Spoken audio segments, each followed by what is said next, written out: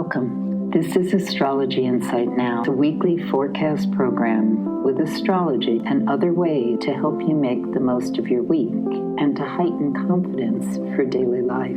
It's run by Pamela Cuccinell, that's me, the astrologer, and I invite you to find out more about my work at insightoasis.com. I look forward to your joining us every week. Please share with your friends, and here we go.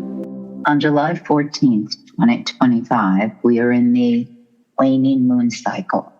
The full moon was last week, so now we're in a period where the emphasis is on rapid completion, finishing projects already in motion, poising ourselves for the next lunar cycle when the thrust of energy is maximized. It doesn't mean that things can't be started new. At this point in time, it simply means that the momentum is such that we tend to be moving against instead of flowing with. This is maximized by a couple of things. One of it is that Saturn went retrograde this weekend. So when Saturn, the planet that has to do with limitations, discipline, structure, how we define things, how we construct things, what our fears are, because nothing limits us as much as fear. When that is in retrograde motion, appearing to move backwards from our perspective here on Earth, then hesitation seems greater. We may notice in certainly institutions, very Saturnine things, institutions, the way corporations, etc., education, health systems are structured.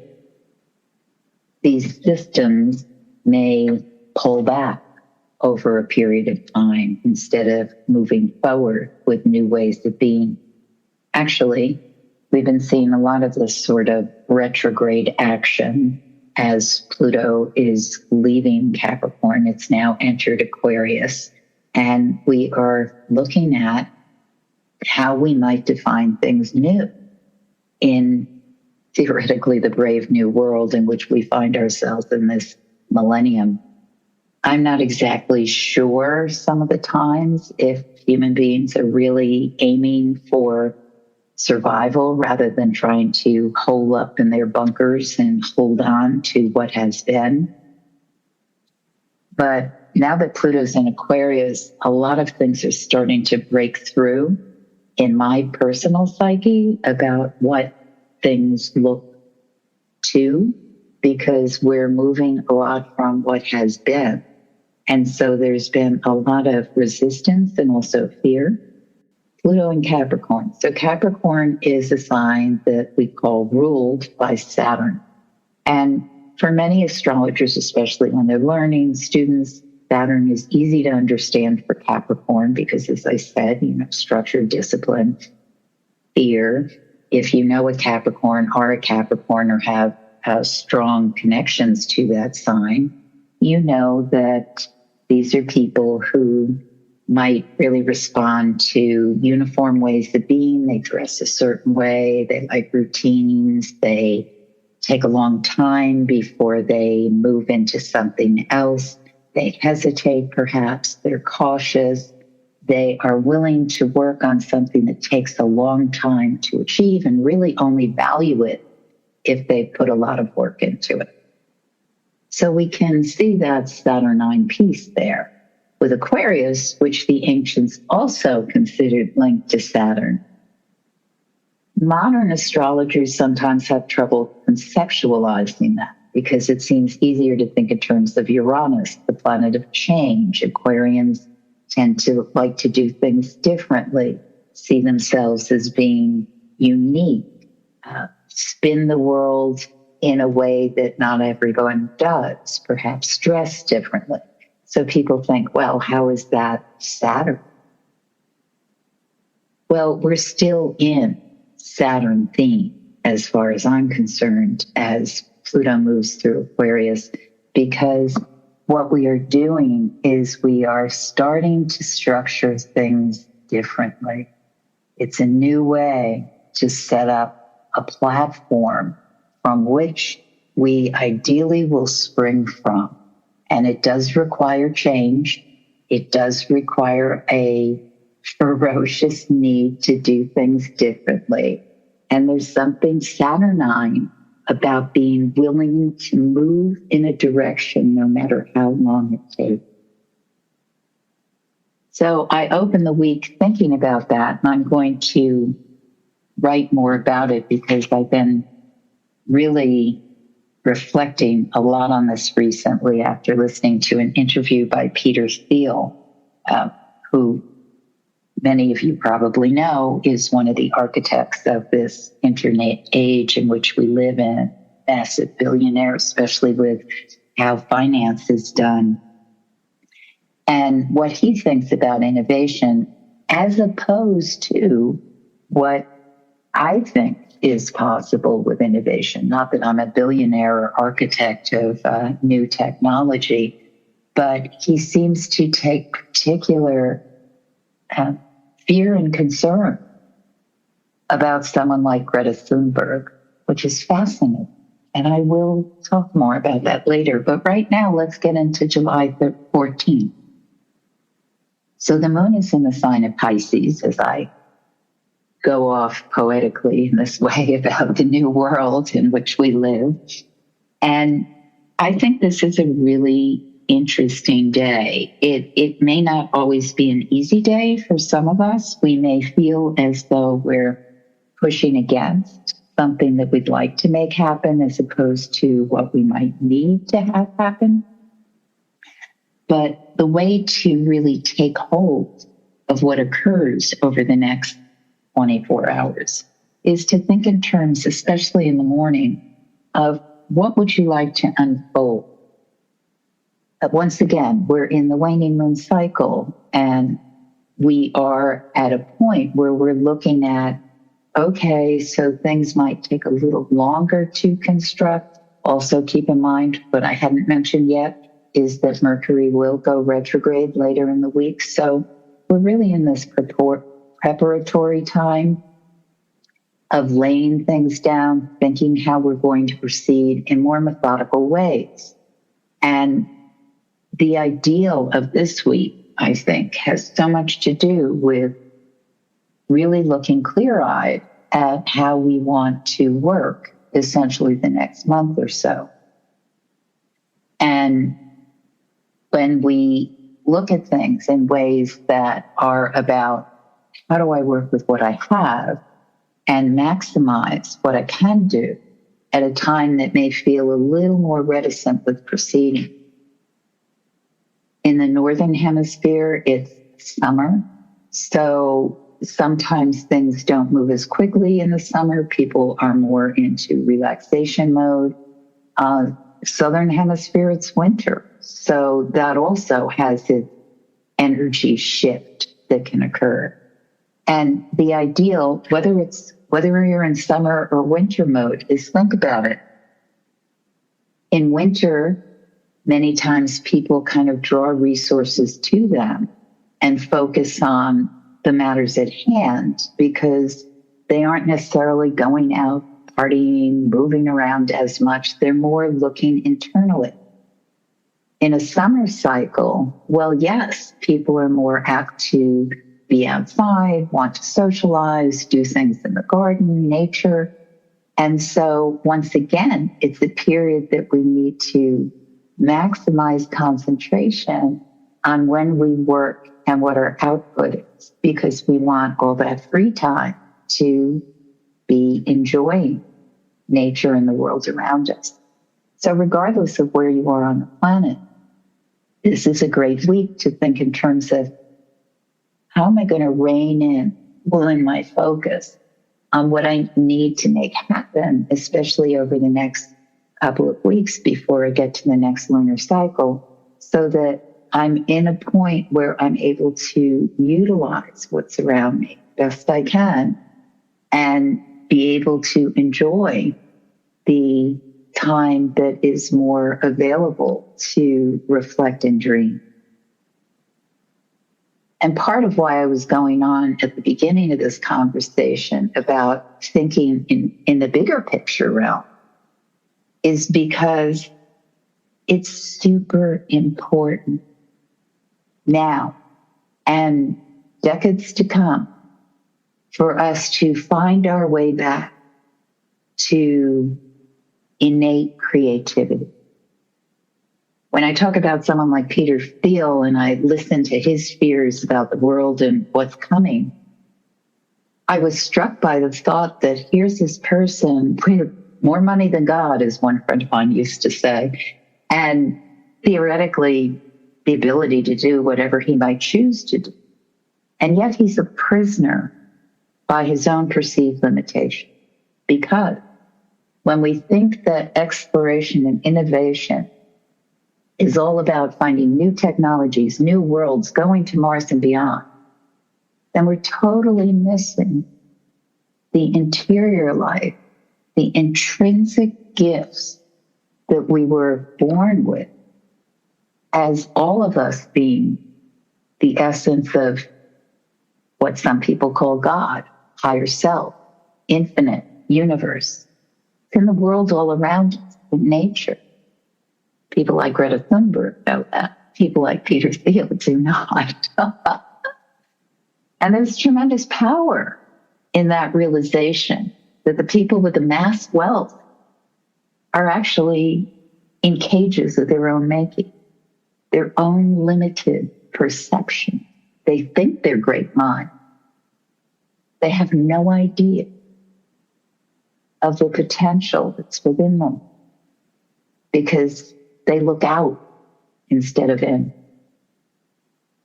So with this moon in Pisces on Monday, we have a tremendous ability to tap in, especially in the morning hours. The earlier you wake up, just make sure you give yourself that juicy fertilization time to connect, kiss your inner self.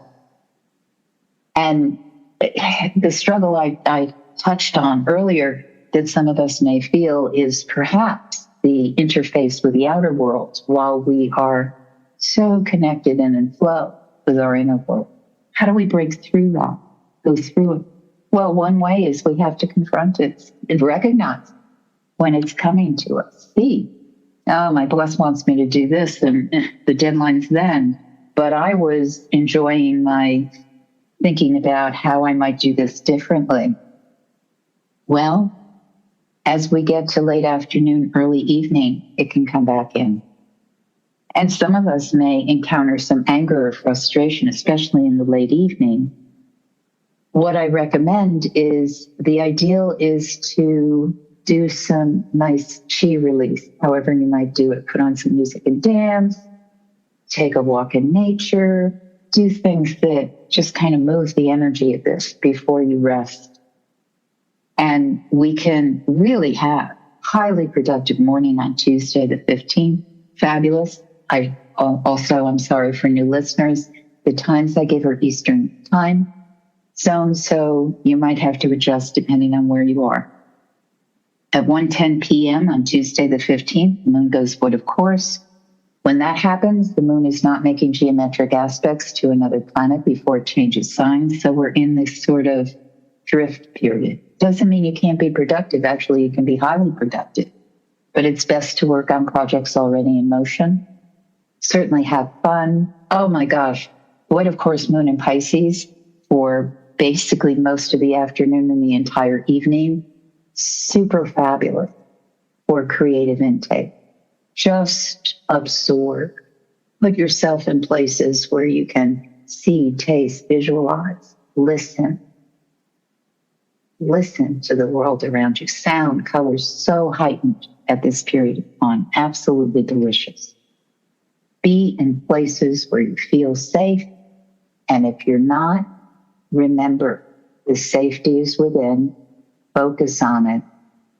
Magnify it. And let it magnetize what comes to you. When we're in places of fear, hesitation, anger, that's what we put out. It's important to get to the place where you can feel the safety, the harbor within. So very difficult sometimes, depending on where we are. There's so many people in the world who, how they construct that inner reality is an absolute act of faith. And so when we have the privilege to live in a world where basically we have shelter, we have food, we have security, we have the internet, or you wouldn't be hearing me, then we want to maximize our sense of safety, love, peace, because the more of us who create that within us, the more we magnify the energy and put it out into the bigger world. When we allow ourselves that sense of fear and as though we don't know what's going to happen to the world, then that's what we magnify. Super, super important to do spiritual hygiene on a daily, moment-to-moment basis, especially now. So the 16th, the moon enters Aries at 12:32 a.m., and it's in Aries for a couple of days. Now, this is different energy than the opening of the week. Aries wants to move. It wants to take charge. It wants to take action. And that's another reason why doing the interior work Monday, Tuesday puts us in a place where Wednesday, Thursday, we are much more apt to take action without rancor, without frustration, that we're just simply moving in ways that make sense for what we have to do, create, make happen. And overall, I think Wednesday is a really good day. I mean, the interesting thing is that for those of you who've listened to me for a while, and certainly people who know or look at other astrology sites, is Saturn and Neptune are in early degrees of Aries. So when the moon moves through it, first touch, first bases are these planets. And also, there is now, I almost forgot, also the Aries moon will sextile Uranus, because Uranus is now in Gemini. So we've been waiting for this outer planet thrust in air and fire sign. We may not all know we've been waiting for it, but we've been waiting for it. And so now that we're here, things are moving very, very quickly. And it's fire and air. So with fire and air, it's so incendiary. It's so volatile. It's so immediate. And yes, we will see more things that occur, disasters. And the word disaster, what does it mean? It stems from against the stars, disaster. So what's happening is that we are meeting what we've created, what we've all created, whether we were in the trenches making it happen or not. This is what we've created.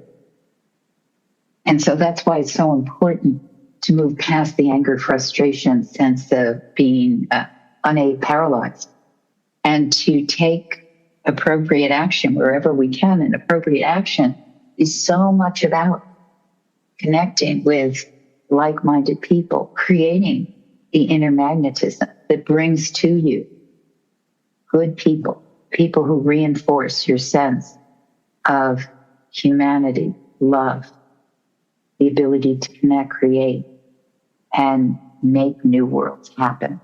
Not go out and find new worlds. Not that I'm against space technology. But we are, in that chase, we're totally missing our ability to make new worlds within the world in which we live. Earth knows how to do it. Earth is continually shape-shifting, creating new biomicrocosms. Things are happening all the time. Oh, this new insect was discovered, just found this in the sea for the first time, discovered blah, blah, blah. Trees talk to one another. This stuff is not like the world of Tolkien and Ents. This is reality. There is an intelligence in nature that human hubris totally misses. Okay, so on to the 17th. The 17th, the moon goes forward, of course, at 8:38 p.m. Again, highly productive day, a day we can really expend energy, make things happen, make those connections. And then the moon is void, of course, for the rest of the evening. And depending on where you are in the world, Mercury goes retrograde, Eastern time, Friday the 18th, 12:45 a.m. And then the moon enters Taurus at 3:59 a.m. This moon in Taurus may signify that, especially in the wee hours or the early morning, some people may meet a great sense of frustration, power struggle. If you're out, this is going to be especially crunchy if you're out traveling or making a deadline or commuting. I mean, we can encounter situations that seem as though we're delayed. Always keep in mind that when we are dealing with Pluto, the god of the underworld, god of death, who symbolizes irrevocable transformation. Discovered in 1930 at the rise of understanding, or do we really understand it? Nuclear energy, also psychoanalysis. It has so much to do with understanding our deepest self. So in the morning, if you feel like you're confronting something that's impossible, frustrating, anger-provoking, do your best to turn the mirror and say to yourself, am I getting in my own way? What is this? If you do some self-exploration work regularly, therapy, writing creative process, something where you're unearthing old material that's inside of you, that kind of thing can bubble up. It may be very brief and fleeting. Actually, I think it may very well be. But that revelation can take you someplace far, far deeper. And it can be something that you can work with, again, in a very creative way, regardless of what you do for a living or in studies. It's really about unearthing something that you can use, repurposing something. I like that word, actually. Think about that. I talk a lot about recycling with Pluto, but repurposing seems to make a lot of sense to me right now. Scribbling this down because we're in the Re's, Mercury retrograde. So what's a tool you repurpose? What's something you can spin in a different direction? It's highly creative energy, Taurus, often. It's a fixed sign, so it doesn't move that quickly necessarily. But it takes its time. It's methodical. So it may be, I'm going to repurpose this. How am I going to use it? You may have to mull on that for a while. But there's a lot of inspiration that comes through on Friday the 18th. On the 19th, this is an absolutely fabulous day. It is terrific for if there's something you've been meaning to do that takes application, focus, and follow through. Wow, this is the day to do it. Roll up your sleeves, make it happen. You will take the time you need, and you're going to come up with a beautiful result. Sunday the 20th, the moon goes forward, of course, at 2:43 a.m., and then the moon enters Gemini at 6:22 a.m. A terrific day for communication, but here's the caveat. This is what you must keep in mind. Mercury is retrograde. So there may be a strong desire to connect, converse, make those things happen, contract sign. Take your time, edit, chew, reflect. The bigger the excitement, the greater the need to pull it back a bit. Super important. Otherwise, regrets may follow. But it can be a really fun day. Lots of fun connection, conversations with neighbors, siblings, children, friends. You have been listening to Astrology Insight Now. Please share with your friends. And if you'd like to make a donation, you can do so at astrologyinsightnow.com. Have a stellar week, and we hope to see you next time.